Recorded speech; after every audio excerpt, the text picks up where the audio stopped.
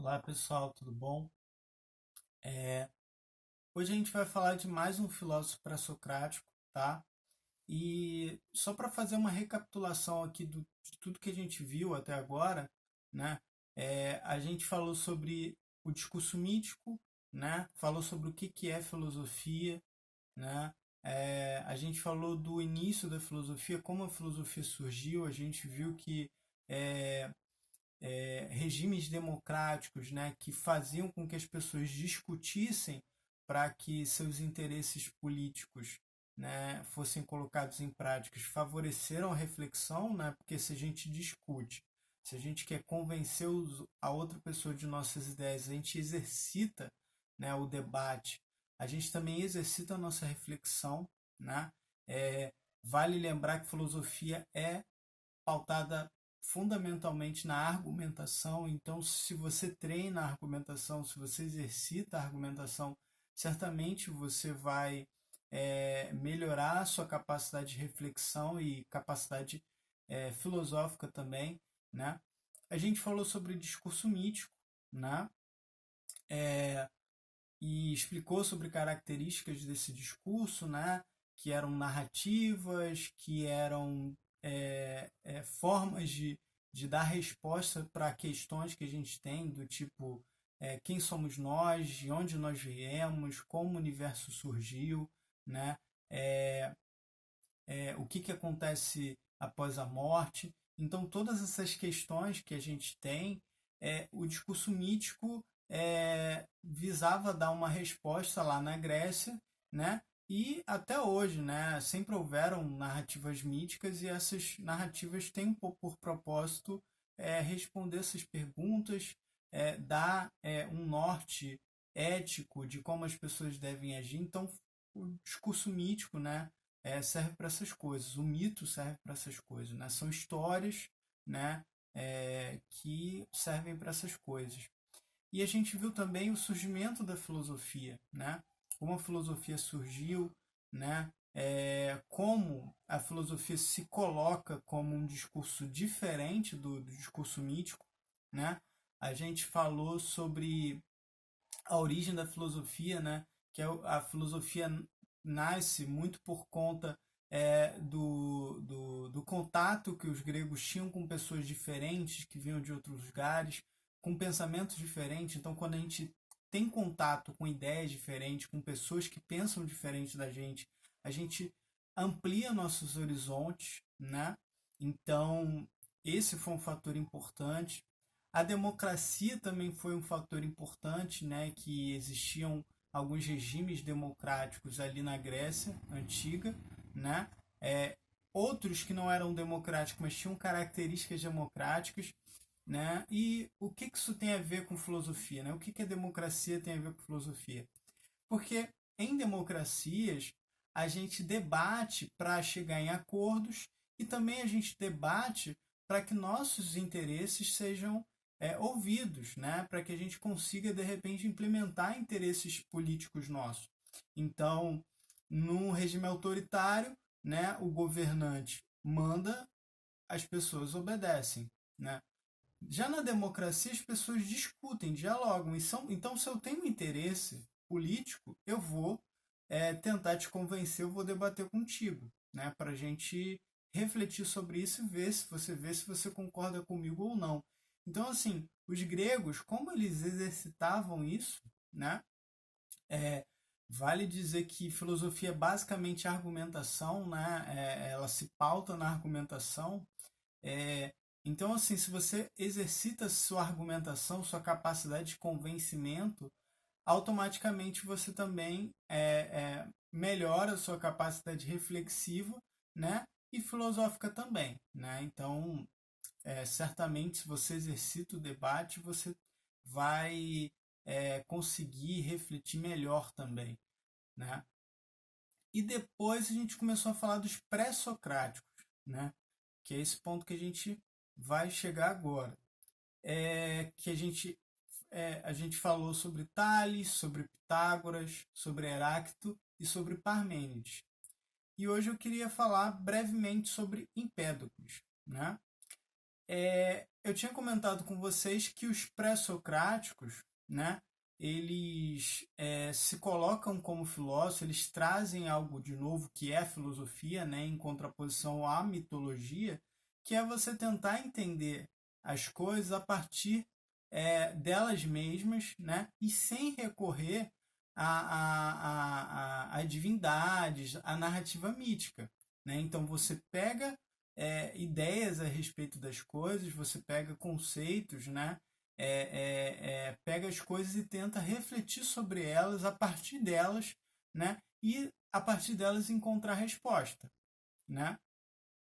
E a gente viu que uma coisa muito presente, né, entre os pré-socráticos foi o que a gente chamou de logos, né?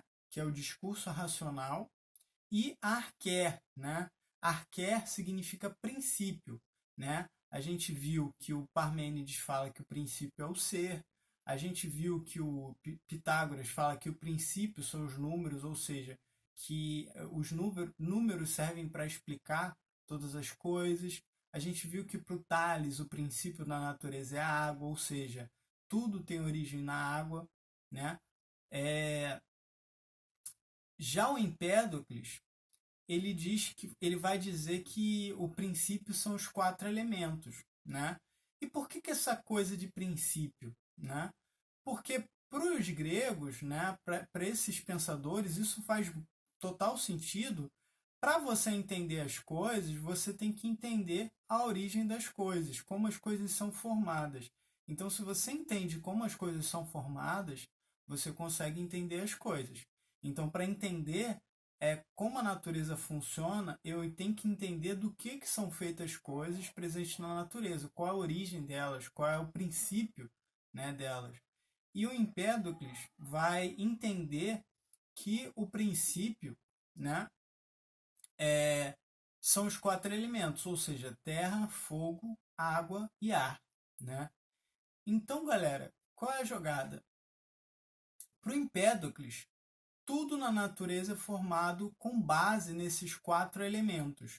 Né? Então, eu sou formado a partir desses quatro elementos, a madeira é formada a partir desses quatro elementos, né?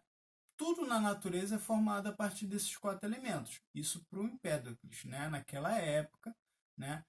A gente sabe que hoje em dia a ciência já tem em mãos, né? A gente já sabe que existem vários elementos químicos, mas a aposta do Empédocles naquela época, né? Século 4, 5 a.C., era que tudo era formado a partir dos quatro elementos. E o que faz as coisas diferentes? Né? Para o Empédocles existia uma combinação diferente desses elementos que aí você formaria algo diferente. Né? Então, assim, por exemplo, se a gente for pegar o alfabeto, né? O alfabeto tem várias letras. Né? Se você combinar essas letras de formas diferentes, você vai formar palavras diferentes. Então, assim, o segredo para ele, né, como de quatro elementos apenas, você tem vários outros, né, a partir de combinações. E o Empédocles, ele tem ele usa como ilustração uma coisa muito bonita, né, que ele fala da pintura. Ele usa isso para tentar explicar como as coisas são formadas a partir desses quatro elementos. Né? Na pintura, você tem uma pequena quantidade de cores, né? E a partir dessa pequena quantidade de cores, você mistura uma com a outra e forma uma outra cor. Né? E você vai pintando ali a partir de cores assim, vamos dizer assim, básicas. Você vai misturando cores diferentes, vai formando outras cores, e com isso, com essas poucas cores que você tem, você forma um monte de cor e consegue pintar coisas diferentes. Você consegue pintar uma árvore, você consegue pintar um cachorro, você consegue pintar uma pessoa, né? E é mais ou menos essa ideia que ele usa para falar de como tudo é formado a partir desses quatro elementos. Né? Não sei se vocês pegaram a ideia. Né? Eu acho esse exemplo dele muito bom. né? E galera, apesar das coisas serem formadas a partir desses 4 elementos, as coisas na natureza mudam, né? E aí ele vai dizer que existem 2 outros princípios, né? Que são princípios de movimento, né? Os 4 elementos são princípios, né? São elementos, né? São a matéria que formam as coisas, mas ele vai dizer que existem dois outros princípios que fazem com que as coisas mudem. E ele vai chamar esses princípios de amor, né, e discórdia, tá? Então, assim, parece um pouco estranho, né, uma coisa nada a ver falar em amor e discórdia, mas basicamente ele vai falar que tudo na natureza se movimenta a partir de 2 princípios, né? O princípio de atração, que ele chama de amor, e o princípio de repulsa, né? Então, assim, por exemplo, né, um exemplo bem bobo. Quando eu sinto fome e eu vejo uma maçã, eu preciso me alimentar. Aí acontece um princípio de amor, de atração. Eu desejo comer a maçã. Quando eu como a maçã, eu mastigo, né? Essa maçã ela está sendo destruída para me alimentar. Aí é o princípio de discórdia, né? A maçã está se destruindo. Quando eu como a maçã, ela vai servir de nutriente para o meu corpo, né? Então aí já é o princípio de atração.